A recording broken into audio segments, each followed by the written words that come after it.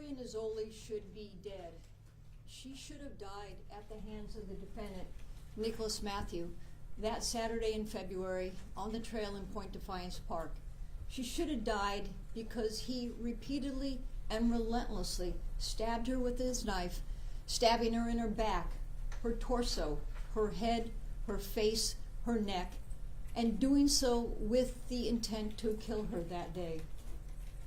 Fortunately, Victoria did not die.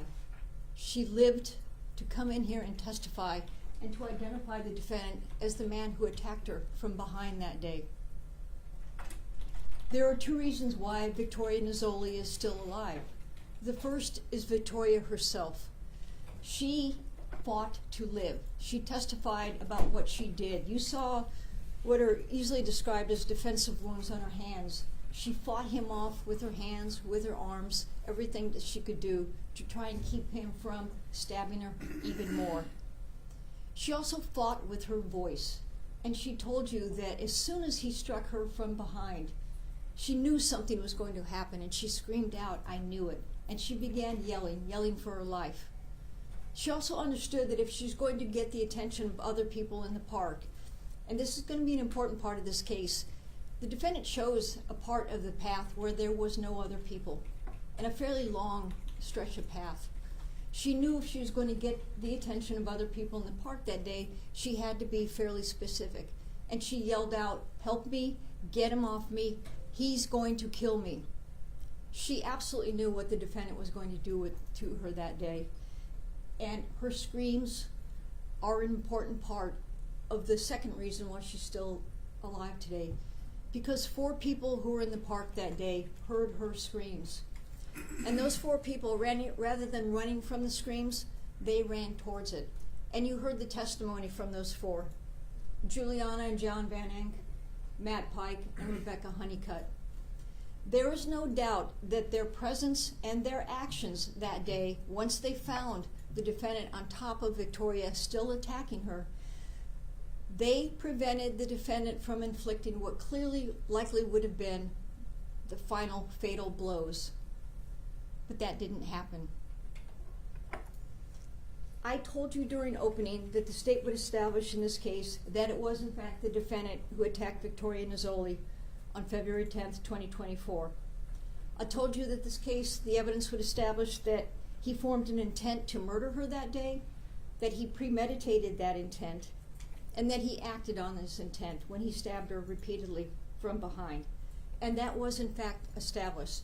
The state did prove in this case, beyond a reasonable doubt, that it was the defendant who committed the crime of attempted murder in the first degree that day.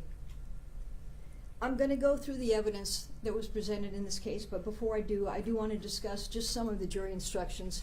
And don't worry about memorizing the instructions. You're going to have them with you back in the jury room, and you don't have to memorize them.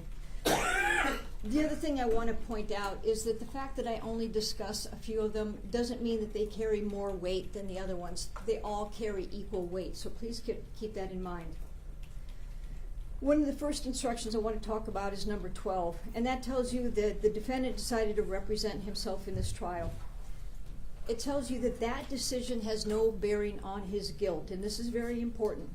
He has a constitutional right to represent himself, and the fact that he did not make an opening statement, did not ask any questions, that has no bearing on his guilt or his innocence, and you cannot infer anything negative as to his decisions. You have another instruction, number 13, that tells you that the defendant is also not required to testify. That is a fact in every criminal trial.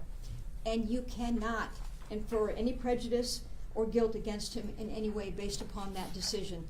That is a very important piece in this. And as you go back there and deliberate, if anyone starts to go that direction of, well, why didn't, stop them. And the reason that is so critical is because, as we said multiple times, and you heard Judge Andrews as she read the instructions to you yesterday, I'm the representative of the state. The state bears the burden to prove each and every element of the crime charged beyond a reasonable doubt. He has no burden. We discussed it in voir dire. They could sit there and do nothing if they wanted. It doesn't change anything. So please keep that in mind as you go through this. Now, as to the state's burden, you've heard this concept multiple times. Instruction number 3 tells you that the defendant entered a plea of not guilty. That plea puts at issue every element of the crime charged, which is attempted murder in the first degree. Again, the state has to prove each element of that charge beyond a reasonable doubt. As to that concept of beyond a reasonable doubt, that is defined for you. Instruction number 3 is going to define reasonable doubt. It tells you that a reasonable doubt is one for which a reason exists, and it may exist from the evidence or lack of evidence. It is such a doubt that it would exist in the mind of a reasonable person if, after fully, fairly, and carefully considering all of the evidence or lack of evidence, if from such a consideration, you have an abiding belief in the truth of the charge, you are satisfied beyond a reasonable doubt. It's not a complicated concept. It is the burden that the state bears in any criminal case. It is a heavy burden, and that's as it should be, because this is a criminal case. So as you go back into the jury room and deliberate the evidence, hold me to that burden. That is your job. That's the oath you took as jurors. Now, as to the crime charge, attempted murder in the first degree, there were several instructions that Judge Andrews read to you yesterday afternoon that discussed it. And there's 2 instructions I want to talk about. We refer to them as the, quote, to convict instructions. And that's because the opening 2 words at the top of the instruction are to convict the defendant of the crime of. And there's 2 that were discussed in this case. One of the first ones that the judge read to you as to this was instruction number 10. And that was the to convict instruction for the completed crime of murder in the first degree.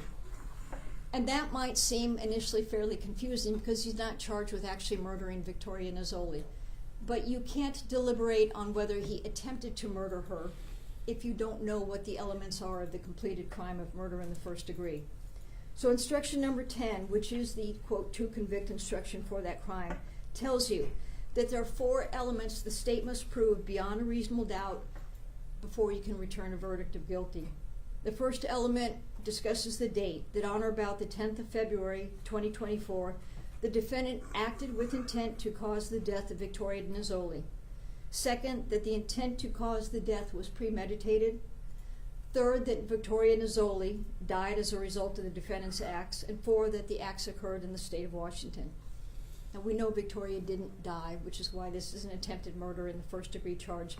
But you'll now understand what the elements are as to the attempt. That instruction goes on to tell you that if you find from the evidence that each of these elements has been proved beyond a reasonable doubt, it is your duty to return a verdict of guilty. On the other hand, if after weighing all the elements you have reasonable doubt as to any one of them, then it's your duty to return a verdict of not guilty. Now, there are 2 terms that were in that instruction that are also defined, and the first is intent. Instruction number 11 defines that for you, and it tells you that a person acts with intent or intentionally when acting with the objective or purpose to accomplish a result that constitutes the crime. The crime is attempted murder. The defendant tried to murder Victoria Nizzoli. He acted on that intent by repeatedly stabbing her. That's what intent is. The other concept or other term that's defined is premeditation. Instruction number 9 defines that. It tells you premeditation means thought over beforehand. When a person, after any deliberation, forms an intent to take a human life, the killing may follow immediately after the formation of the settled purpose, and it will still be premeditated. Premeditation must involve more than a moment in time. The law requires some time, however long or short, in which a design to kill is deliberately formed. So those are the elements for the completed crime of murder in the first degree. But we need to talk about the actual charged crime, attempted murder in the first degree. You have another instruction, which is instruction number 15. It tells you that a person commits the crime of attempted murder in the first degree when, with intent to commit the crime of murder in the first degree, he does any act which is a substantial step towards the commission of that crime. What is a substantial step? That is also defined for you. And it's defined for you in instruction number 16, and it tells you that a substantial step is conduct that strongly indicates criminal purpose and which is more than mere preparation. If all the defendant had done was think about attacking and murdering Victoria and did not do anything more, that's not a substantial step. what the defendant did do in this case is clearly a substantial step, and I'll talk about that a little bit more. As to the elements of the charged crime of attempted murder in the first degree, instruction number 17 is the, quote, to convict instruction for that crime. It tells you that in order to convict the defendant of the crime of attempted murder in the first degree, there are 3 elements that must be proved by the state beyond a reasonable doubt. The first one, again, addresses the date, that on the 10th of February, 2024, the defendant did an act that was a substantial step towards the commission of the crime of murder in the first degree. Second, the act was done with intent to commit the crime of murder in the first degree. And third, that the act occurred in the state of Washington. And again, it tells you that if you find from the evidence that each of these elements has been proved beyond a reasonable doubt, it's your duty to return a verdict of guilty. On the other hand, if after weighing all the evidence you have a reasonable doubt as to any of those elements, it is your duty to return a verdict of not guilty. So there's 2 different to convict instructions, 10 and 17. They have to be looked at and discussed in tandem as you deliberate on the issue of whether the state proved the charged crime. Now, finally, one other instruction I want to discuss, or at least part of it, and that's instruction number 1. The final few paragraphs of that instruction tell you that you have nothing whatever to do with the punishment that may be imposed in case of a violation of the law. That's the law in any instruction given in any criminal case, and it's an important one. And the very final paragraph, it reminds you that you are officers of the court as jurors. You must not let your emotions overcome your rational thought process. You must reach your decision based on the facts proved to you and on the law given to you by Judge Andrews, not on sympathy or prejudice or personal preference. So those are the instructions that I wanted to discuss. So let's go into the evidence that was presented in this case. So the to convict instructions, they provide you a guideline to follow. As you're deliberating the evidence, you can go back to those to convict instructions and go through them. Or what was the evidence presented as to this element? Use those as a guide for you. And again, you're going to look at those 2, 10 and 7 in combination. The 2 instructions, both the first and last instructions, they discuss the date and location. Let's get that out of the way. It's really not in dispute. Multiple people told you that this incident happened on Saturday, February 10th, 2024. For the civilian witnesses, it was a memorable day because most of them were there because of monkey shines. They recalled it, but you also heard testimony from law enforcement, from paramedics, excuse me, that was the date. And there's no question about the location. Point Defiance Park, on a trail in that park. Officer Ryan Naylor told you that yes, Point Defiance Park is in Tacoma, Washington. So let's just get those out of the way. Those are not really at issue.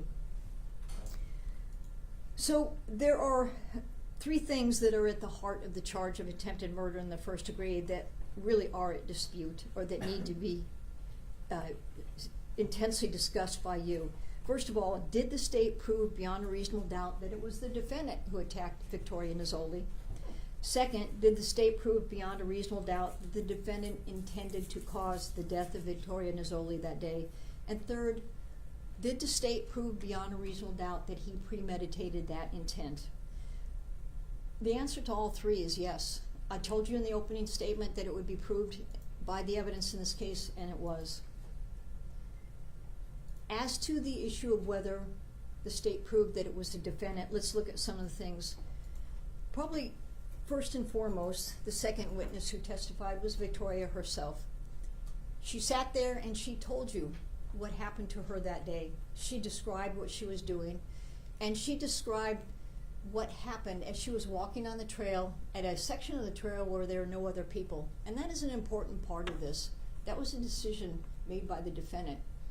He saw a wide open trail, a lone female, and he took the opportunity to attack her. She told you her description of him, and all of them, all the witnesses, and let me remind you that what I say here today in my closing is not evidence. I was not taking notes. If what I tell you seems to differ from your collective memory, you must rely on your memory, not on my words. But she described the suspect who attacked her, light-skinned, black male, maybe between 5'8", 5'10", thin, and she described the afro. The other witnesses who responded and saw the attacker had very similar descriptions. Light skin, black male, they all described the afro, wearing all black, thin. There are 2 photos you'll have that were admitted into evidence. The one photo taken, the passport photo taken, I think in January 2024, before this, so about a month or so before this. And then the photo taken of him when he was interviewed, I think March 30th, 2024. Those 2 photographs give you a very good idea of what he looked like on the date of this incident. So as you recall what the witnesses and what Victoria described, the descriptions that they gave, review those photographs, and you're going to find that they were very accurate in their descriptions. But again, that is your call as to whether they were accurate. But more than just describing her attacker, during her testimony, I asked Victoria if she thought she could recognize the suspect today, and she said that she did. I asked her if she saw him in the courtroom, and she looked over at the defendant, and she pointed to him, and she said, it's him. She identified the defendant as her attacker. Who was the one person of the 5 people who had contact or at least saw him that day who had, first of all, the most, how to phrase this, she saw him the closest, because at one point she told you he got so close to her when she turned around that, and she held up her hand. He was within inches of her. She had every opportunity to see his face. She was attacked by him. At one point she was on the ground as he was attacking her, and she's looking up at his face. She had ample time to burn that face into her memory, and she recognized him. She not only identified him in court, but she met with a forensic sketch artist, and she created a sketch after several sessions, and you'll have that sketch with you. I think it's Exhibit 60, but don't quote me on that. Look at that, and then compare that to the defendant and the images, and see how accurate she was and how accurate the sketch was. More importantly, though, after that tentative DNA hit obtained from Victoria Nizzoli's genes, and there was that association between the unknown contributor and the defendant, that's what broke the case wide open in terms of the investigation. Law enforcement had a name at that point, Nicholas Fitzgerald Matthew. That allowed them to do research, and they allowed them to get photographs of them, and they created photo montages. And you heard the testimony about those photo montages. Victoria Nizzoli was shown a photo montage. Detective Quilio testified about that. And you'll have the photo montage that was shown to her back there. Detective Quilio told you that when she presented that montage to Victoria Nizzoli, Victoria had a very visceral reaction. She began crying, and she pointed to the defendant's photograph and said he was the one who attacked her. You have another witness who also identified the defendant in court, and that was Matt Pike. He was one of the first ones on scene when he heard Victoria screaming, although John and Juliana Van Enck were not too far behind him. He was one of the first ones to approach and see him. He also provided a very similar description of the attacker that everyone else did. I asked him if he thought he would recognize the suspect today, and he said he could. And I asked if he recognized him in the courtroom. He too identified the defendant, Nicholas Matthew, as the person he saw attacking Victoria, because remember, the defendant was still attacking Victoria at the time that he arrived on scene. Matt Pike was also shown a photo montage. He also identified the defendant in that photo montage. And those are powerful identifications. Now, we don't just have those in-court identifications, the descriptions, and the photo montages. There was so much more that identified the defendant. Let's look at his car. As I told you, once that initial association was made between the defendant and that unknown contributor of the DNA, detectives began to do background research on him. They discovered he was living in an apartment in Federal Way, and they learned the type of car he was driving. It was a fairly identifiable yellow Chevy Spark hatchback. When detectives eventually served a search warrant on the defendant's apartment, they found the registration to that car. That registration showed his name, it showed the make, model, year, color, and it also included the license plate number of that vehicle. It was a CBT 4640, and again, you'll have that registration. It was admitted. It might be, actually, I don't know which exhibit it is. You'll have it. Why is that license plate so important? It's important because detectives thought ahead about the investigation, and after recognizing or remembering that Ruston Police Department had license plate readers throughout Ruston Way, to include at the entrance, the main entrance of Point Defiance Park, and recall the testimony, Pearl Street, I think it's also Highway 162, leads directly into the main entrance of Point Defiance Park. There were cameras, license plate reader cameras, that Ruston PD had posted North 49th and North 51st. Detective Kunkel was allowed access to the database of those license plate cameras that captured every license plate for a 6-hour period that went into and out of Ruston on February 10th. And I think it was maybe 3 hours before, 3 hours after. And the incident time is close to 1 o'clock, so keep that in mind. When he downloaded that database, there were over 20,000 entries, which would have been nearly impossible to go through. Once they had a license plate, though, Detective Quillio told you, and Detective Kunkel told you, that that database he downloaded, it's just an Excel spreadsheet. It's a searchable database. So she accessed it, and she entered in that license plate number, and what came back? There were 3 entries. And you'll have this is Plaintiff's Exhibit 124 that's been admitted. And it showed that the defendant's license plate was captured 3 times by the license plate readers in Ruston.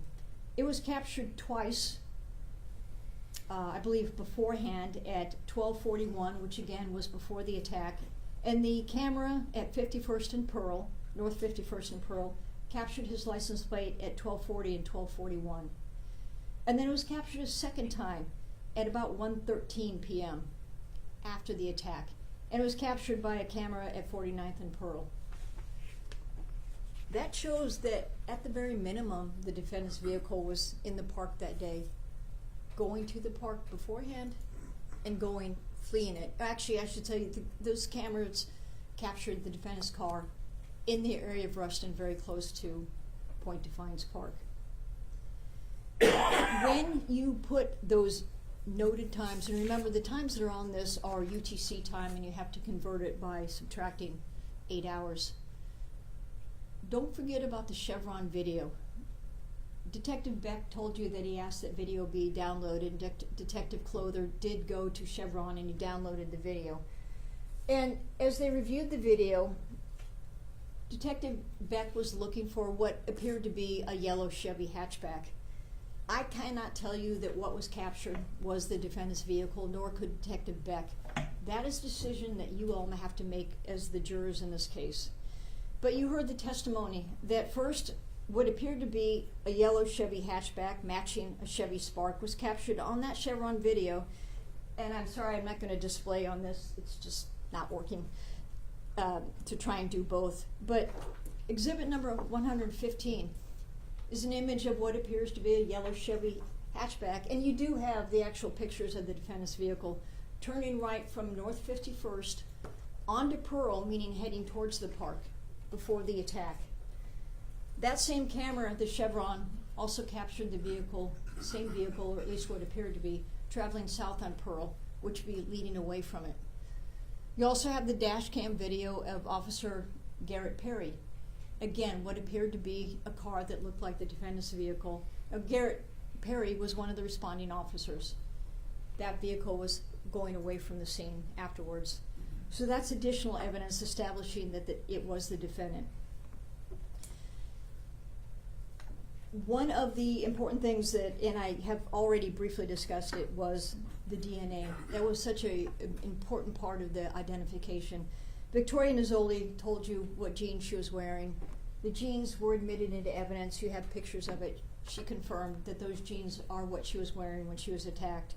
They were cut off of her. They were collected, submitted to the property room, And crime scene technician Sydney Lee told you that she did remove those from whatever packaging they were in so she could dry them out and then repackage them. And the purpose of that is that they could then maybe later be sent to the crime lab for further testing. That is exactly what was done. Detective Beck told you that he took Victoria Nizzoli's jeans and the shoes that Juliana Van Enck was wearing that day. Because remember, she is the one who testified that she kicked the suspect in the back of his head. She connected her right foot with the back of his head. So those boots were taken to the crime lab. The detective also took what are known as reference samples of Victoria and her partner. And he did that because they need to have known samples in case there is a mixed sample obtained from the pants. That gives the forensic scientist the opportunity to exclude the known ones, and he told you he would expect to find Victoria's DNA on the pants as well as her partner, Mr. Schott. And when he tested the pants, and he told you he did recover DNA, exactly as he expected, it was a mixed sample, multiple contributors. He was able to exclude Victoria and her partner. There was an unknown contributor, though, and he submitted that genetic profile, the DNA profile, to the database, national database that contains DNA profiles of people across the nation. And when he did that, he got back a tentative hit, an association between that unknown contributor and the defendant, Nicholas Matthew. I told you that's what literally broke open that investigation, because by having a name, detectives could then take this the next step, creating the montages, looking for his car. That tentative identification was later confirmed because, if you recall, Detective Young told you that after the defendant was detained and brought back, he went and obtained a buccal swab of from the defendant's mouth, and that's a known DNA reference. That's just an added step that they go through to make sure that they can compare it against the unknown contributor profile rather than relying on what's in the database. And he confirmed the probability of the match was some number, I think it was 9,000,000, 30 zeros in it. That's what he said the probability of the match was. By getting that known reference sample, it also allowed Kevin Kim, who was the forensic scientist, to compare that to the DNA sample he did recover from Juliana Van Enck's right boot. And I think he said it was on the tip of the top. And when he did that, same thing, that the probability that that DNA that was recovered, and it was only one DNA profile recovered from her boot, was identified to the defendant. It's powerful evidence that he, in fact, was the suspect who attacked her that day. One other thing that identifies him is Rebecca Honeycutt, who actually was one of the first people to see the defendant on the trail that day. She didn't come into contact, but she told you as she was walking on the trail, she looked ahead, and one of the first things she noticed was the odor of cannabis. She thought it might be coming from a young couple that were ahead of her, because she saw a male ahead of her wearing all black. Every witness described the suspect as wearing all black. When she passed the couple, she realized that the odor was emanating from the suspect ahead of her. And she said something interesting, which is, as she passed the couple and kept going, the suspect ahead of her began to slow down, and he kept looking back, and she could smell the odor of cannabis. He was slowing down and looking back at her. She never passed him that day because at that point there was a branch in the trail, and she took the dark blue trail, and he continued forward. And as he continued forward, that's where he would have encountered Victoria Nizzoli. Victoria Nizzoli told you that she also smelled the odor of cannabis emanating from the defendant. Another thing that, with regard to the cannabis, was that tube that Juliana Van Enck found at the scene after Victoria was removed. She thought it might have been hers. It wasn't. Multiple people described it as a tube that contains pre-rolled joints. And you saw the photograph of two very similar tubes that were found in the defendant's apartment. Now, what's the significance of the fact that he smokes cannabis? There's no negative inferences you can draw from it because it's perfectly legal in the state. It's just another identifier tying the defendant to this crime. You also have the defendant's own admissions. Remember the testimony of Detective Quilio. She and Detective Schenck interviewed the defendant in California. And when they talked to him about being at the park that day, he was initially somewhat, I don't know if non-responsive was the word, you again rely on your collective memory, but when they pointed out what they had found, his license plate, captured by the license plate readers, the video, everything else, I think he said something to the effect of, well, okay, if you have that. But he also said he was at the park, but he never got out of his car. If you find that the state did prove that it was the defendant, that's not a credible statement. If it's not credible about that, you have to ask yourself why. Is it evidence of consciousness of guilt? It's just not a credible statement, but that's a determination that you have to make. Now, there's one other thing that ties the defendant to this case, and that was the very obvious injury that he had on his right palm. And I'm showing Plaintiff's Exhibit 62. And again, you'll have these photographs. Detective Quilio described it as it's a significant cut, and they were concerned about it. When asked how did he get this cut, he told the detectives that he got it skating. That's another statement. Is that credible? Now, he admitted that what they believed to be blood that they found all over the inside, the front of his car, and throughout his apartment was in fact his blood. He stated it was the blood from his hand.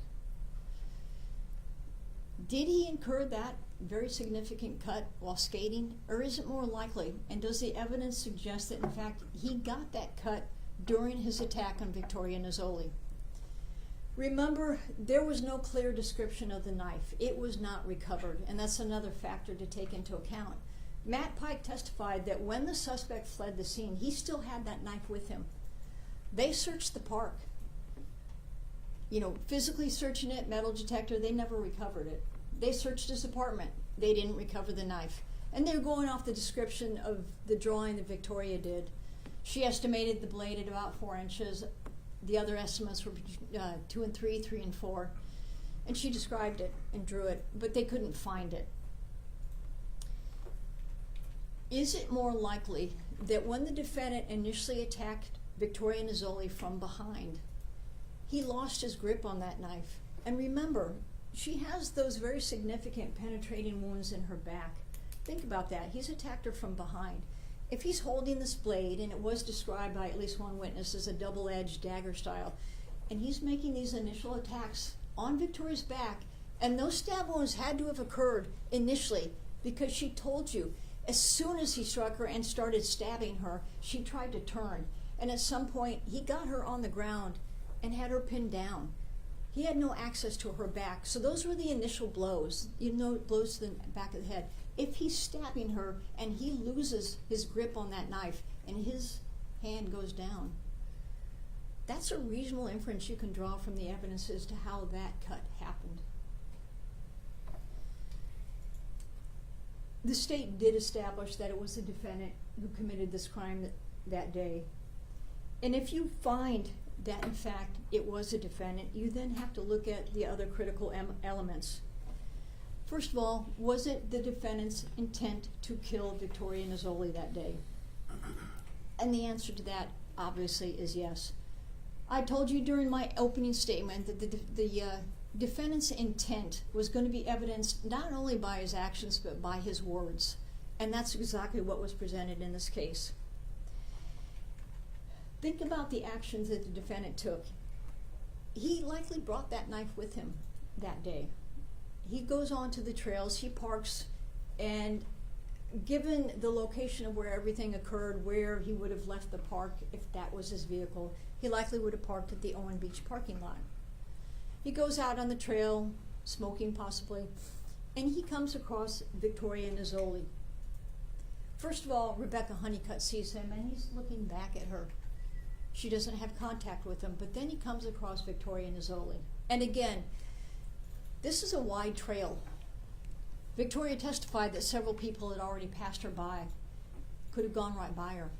She's a single solo woman on the trail, and no one else can be seen at that point. And it's a fairly wide open, or quite a few people at the park that day. So what does he do? He approaches Victoria from behind, and he gets so close to her that, again, she told you, she held out her arm that she could hear his footsteps, and he got so close that she was uncomfortable and she turned around, and he was practically in her face. What rational reason would there be for the defendant to do that? He could have gone by her, but he chose not to. He got right up on her. And it's very possible that he might have acted at that point, but she turned. He didn't expect for her to turn. And when she turned, that's when she got such a close-up view of him.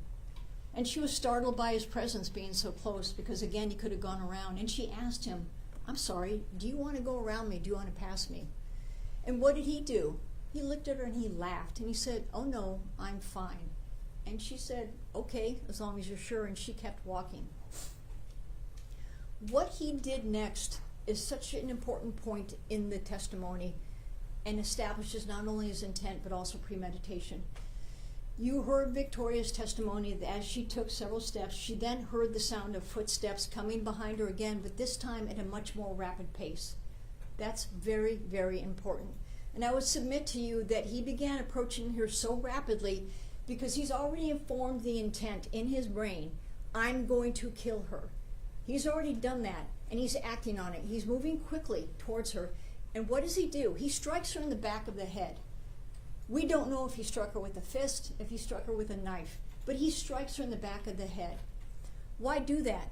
It gives him the element of surprise. It gives him the advantage. Likely wanted to knock her down. It was a forceful blow, but it didn't knock her to the ground. What did she tell you, though? As soon as she felt that blow, she started turning, and she realized he's already stabbing her. What does that tell you? He had the knife in his hand already. As he's, I don't know if running is the right word. I think her words were very much more rapid pace because she could hear the footsteps. He strikes her in the head from behind. He already has the knife in his hand. That is another aspect of the fact that he premeditated what he was going to do. And he didn't just stab her once. He repeatedly stabbed her. Multiple stab wounds in the back, in the head. She told you that she turned and she was trying to fight him off. She wanted to stay standing, but she couldn't. He took her to the ground. Now, if he wanted to not kill her and say, I was just going to assault her and move on, he would have left, but he didn't. What he did next is he pinned her to the ground. He straddled her, and he got his knees around her upper arms. And what did she tell you that what happened because of that? She could no longer use her hands. She was trying to defend herself, and she talked about it. Her hands now are pinned to the side of her body. What did that give him access to? Some of the most vulnerable parts of her body. His hands are free. He is stabbing her repeatedly in her face, her head, her torso. You saw the images, you heard the testimony. He is trying to kill her. But as I said, it wasn't just his actions, it was his words. Because she told you at some point, she tried to negotiate with him. She had the presence of mind to say, please let me go, I'll give you what you want, I'll give you money. And what did he tell her? I can't let you go. You're a pedophile, you have to pay for what you did. We know she's not a pedophile. But those words established his intent. And he kept stabbing her. Now Victoria was again still screaming. As he continued to stab her, Victoria told you that she recalled at one point he was trying to get the knife near her neck, and she did have lacerations on her neck. And it appeared to her he was trying to cut an artery. And you heard the testimony from Dr., and if I mispronounce his name, I'm sorry, Dr. Mahadev, who told you about all the vital organs and vessels that are in a person's neck. That if the carotid artery, the jugular vein, if they had been lacerated or penetrated, she easily could have bled out. And that's what he was aiming for. And we also know that because of the next words that he said, those chilling words. Just tilt your head back. It'll all be over soon. You need to meet your maker. He couldn't have been more clear about what his intent was. And she said he did that as he was trying to get the knife close to her. He clearly intended to kill Victoria that day, and again, established by his actions and words. And it wasn't just Victoria who heard him say these things, because John Van Enck, Juliana Van Enck, and Matt Pike all heard similar things, because as they came on scene, they're trying to tell him, you don't have to do this, let her go. And he said some version of, I can't let her go, she has to pay for what she did. So there's no question that he intended to murder her. As to premeditation, I've already discussed that. It's very important that you consider the timing and everything that he did. His actions about getting so close to Victoria initially is so unusual. I would submit to you that he's already thinking through what he's going to do. But at a minimum, at the point where she's begun to walk away after they have that encounter and she's walking away, he gets the knife in his hand, he approaches her rapidly, and he strikes her, and he's immediately stabbing her. That is premeditation. That is thought over beforehand. He has formed the intent and he acted on it.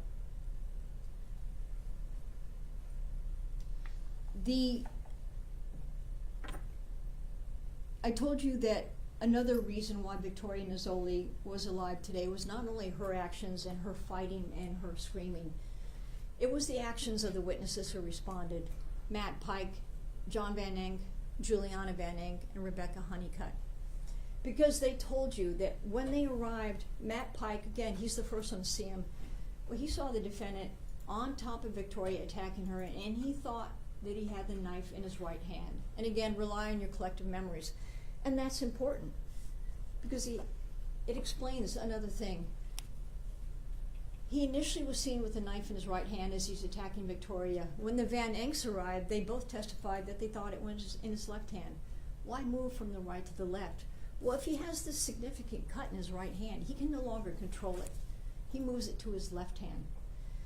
And what they saw is so significant because Juliana and John had the best vantage point from the left side because they saw the defendant with a knife in his hand as he's straddling Victoria, and they both described it. I had them hold a pen and how he was holding the knife.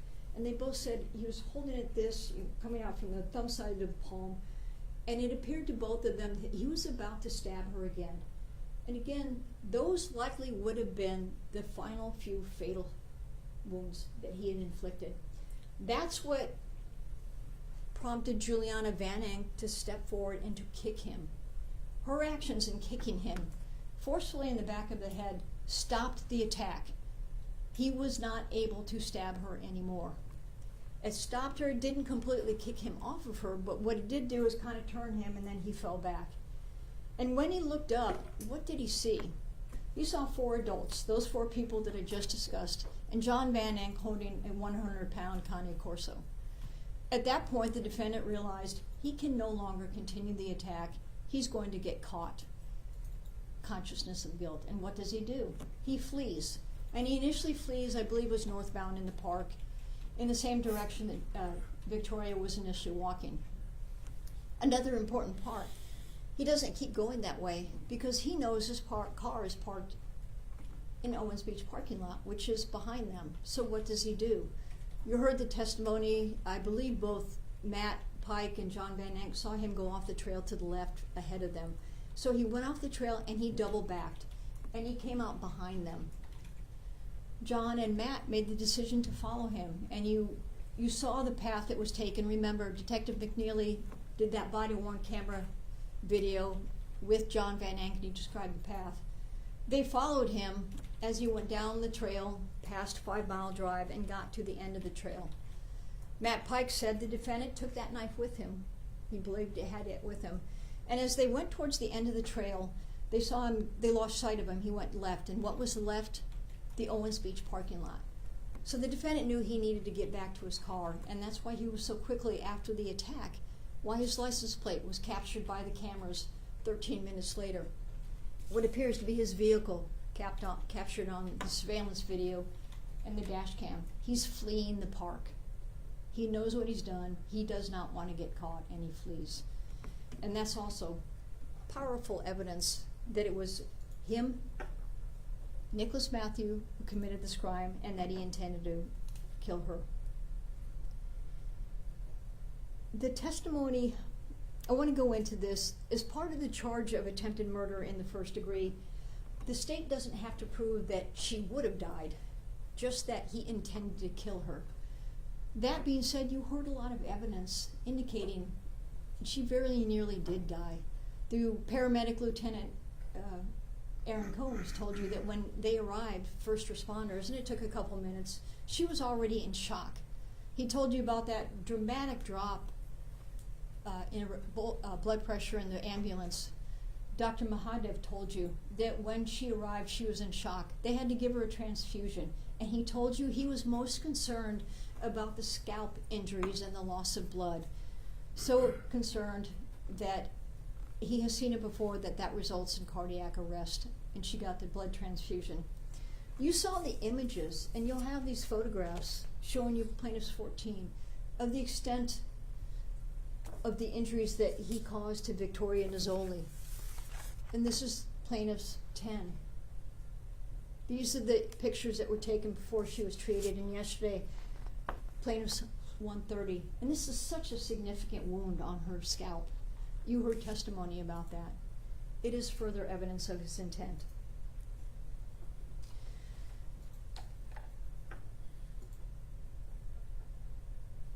There's another thing that I want to discuss with you, and that's motive. The defendant told Victoria, and the other witnesses heard him say, "I can't let her go, you have to die, you're a pedophile." Did the defendant believe she was a pedophile? Was that his motive? Don't know. Or is it more likely, as Victoria said, that he saw a lone female on the trail with no other people around and it was a crime of opportunity? What I'm going to tell you is it actually doesn't matter. One of the things the state does not have to prove, it is not an element in this case, or in the to convict instructions, is motive. Whether he thought she was a pedophile, he's not justified in attacking her, or whether it was because it was a crime of opportunity. Keep this in mind. It is very common to debate, well, what was the motive? For purposes of what the state has to prove, what you have to look at in determining whether the state proved this case beyond a reasonable doubt, his motive simply does not matter.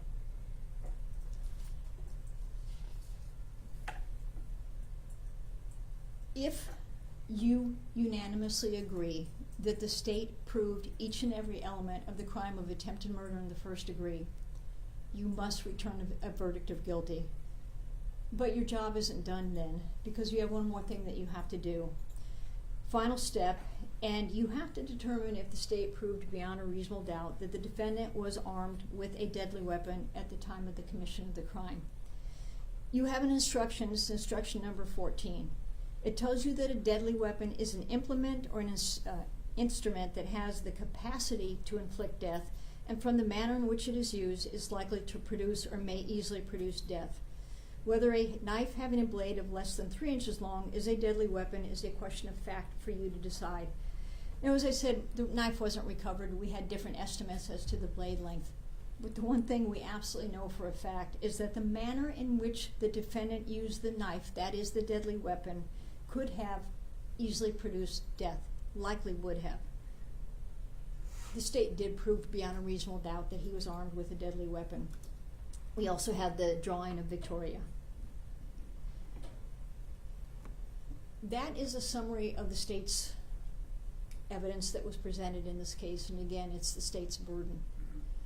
I told you that the state would prove this charge beyond a reasonable doubt, and it was proved. When you go back to the jury room and deliberate, you should return a verdict of guilty as to that charge and answer yes to the special verdict, indicating that the defendant was armed with a deadly weapon at the time of the commission of this crime. Thank you. Mr. Matthew, will you be giving a closing argument? No, Your Honor.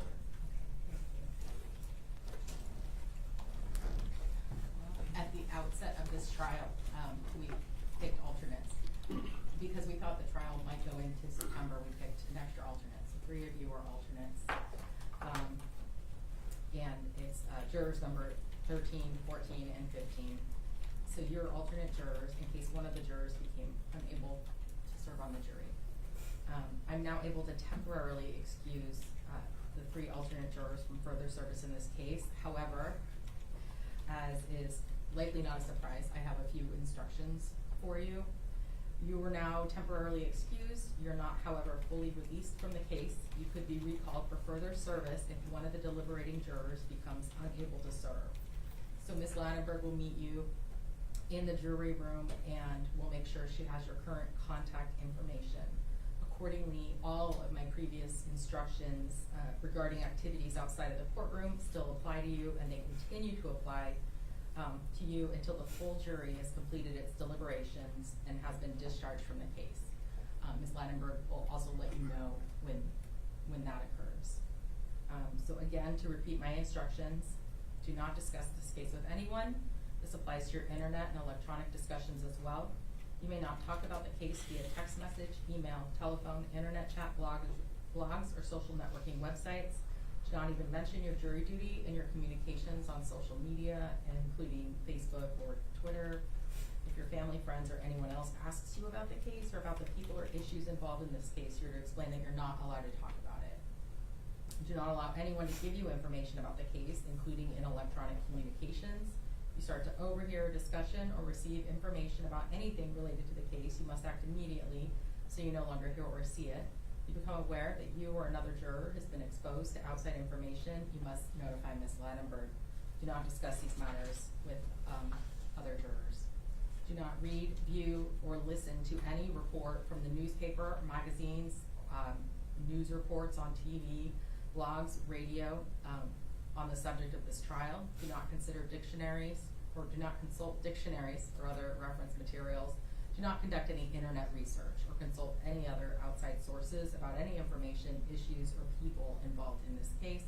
It is important that you keep your mind free of outside influence in the same manner as if you are already one of the jurors deliberating in the case.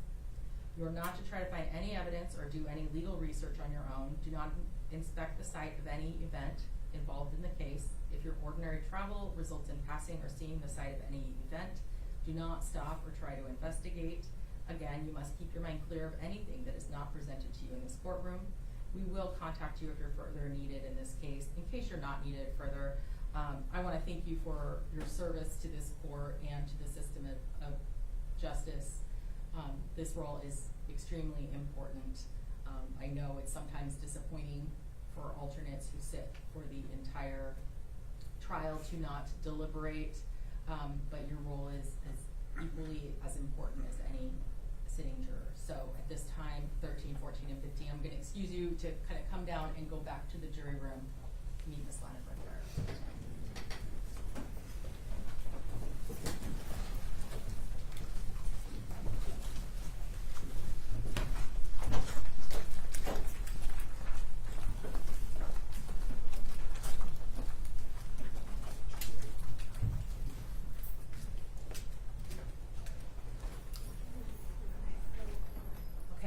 To the remaining jurors, once Ms. Ladenburg comes back, you're going to be excused to the jury room. You should take both your notes and your copies of the individual sets of instructions. Your deliberations should not begin at that point, however. Your deliberations should not begin until Ms. Ladenburg delivers to you the exhibits admitted into evidence along with the original jury instructions. Once that's been done, you may begin deliberation on your verdict. If your deliberations continue towards the lunch hour, please be advised that we will take a lunch break from noon until 1. Ms. Ladenburg will come and dismiss you for lunch.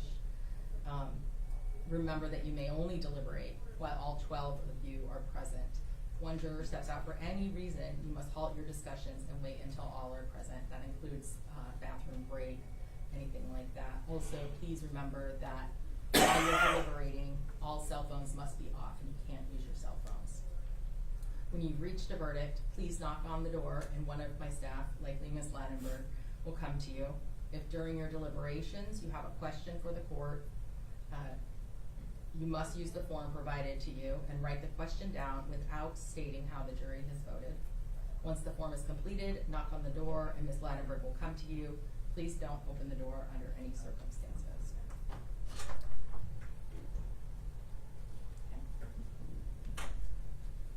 Can I send, are they ready to go to the jury? Yes, I was just gonna have them wait and be excused once they come back here. Okay, that sounds wonderful. So I'm gonna excuse you at this time to the jury room. Thank you.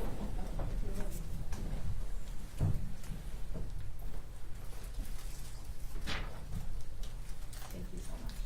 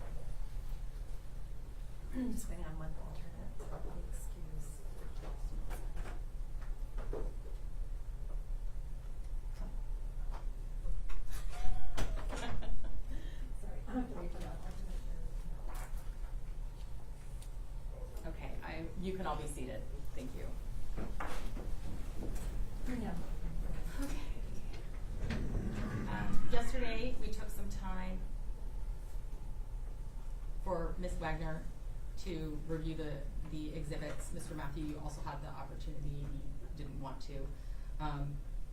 Any reason to review them again? Are you No, Your Honor. confident? Okay. Mr. Matthew, any desire to review the exhibits that have been admitted prior to them going back to the jury? No, Your Honor. Okay.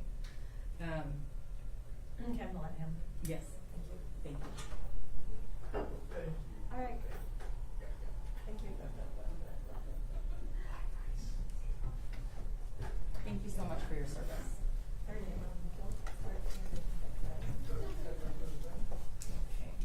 Okay. Now, if we get a question from the jury, Mr. Matthew is representing himself, so we'll have to have you come out, so it may take a little bit longer. So we'll let you know that, okay? Mr. Matthew, the jury may have a question that they would write down, and before I provide an answer, I consult with the two of you to determine what the answer should be. Generally, we ask that you appear within 10 minutes of being called if there's a verdict. However, you're in custody, so it might take a little bit longer. And there might be other people who need to be notified. So I think we'll shoot for about a half an hour. Ms. Wagner, do you think that's sufficient time? I'm just up on 9, Your Honor. Okay. And Mr. Matthew, I mean, that's up to the jail, but that's what we'll shoot for.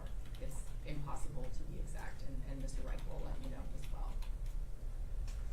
Your Honor, since you mentioned the in-custody status, I'll make my final record. The defendant is in, obviously, civilian clothes, and he's not in restraints. Thank you very much. With that, we'll be at recess.